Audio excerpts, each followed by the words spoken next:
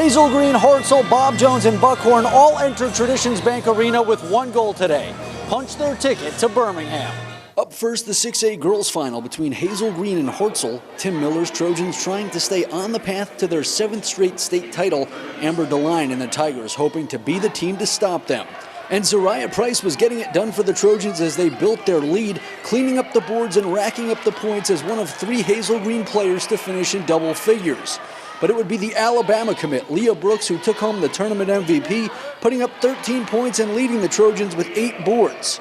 Hannah Burks led the charge for the Tigers, putting up 15, but Hartselle fell behind as they only scored 4 points in the third as the Trojans head to Birmingham for the 10th straight season with the 57-39 win.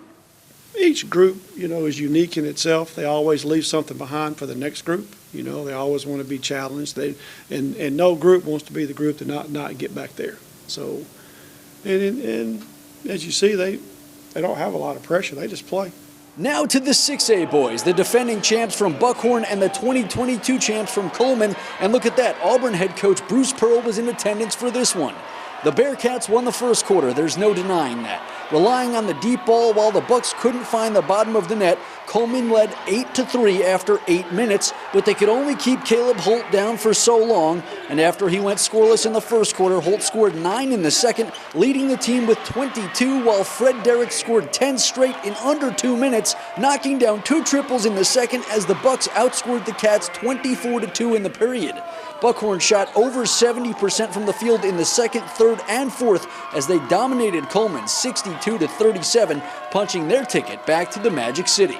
We try to play to a standard. We say we want to play, not to a scoreboard or not to expectations, but to how we want to play. And I felt like we did that today. Yeah, the first quarter wasn't pretty, but they were doing everything we asked. The shots weren't falling, but it is different this year for sure, being the hunted instead of the hunter. Last year was a lot of fun being a Cinderella. Now up to the 7A girls, it's top-ranked Bob Jones and the defending champs from Hoover. The Pats trying to reach state for the first time since 2012. Pat star Alana Obanose would get the party started on the fast break. She'd lead all scorers with 15 points in the first half. But Bob Jones couldn't stop Chloe Ford. The 6'3 sophomore couldn't miss in the first, finishing with 16 points.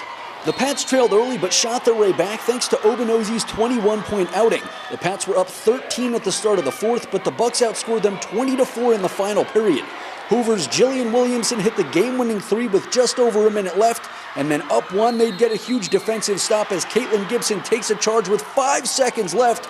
Bob Jones' last-second chance would fall flat as Hoover's quest for a 4th straight title stays alive, 58-55. 2 tickets remain up for grabs at Wallace State. Decatur Heritage, Mars Hill, and Tanner will all be trying to secure them. We'll let you know who did it tonight at 10. Reporting in Hansville with coverage you can count on, Max Cohan, Way 31 Sports.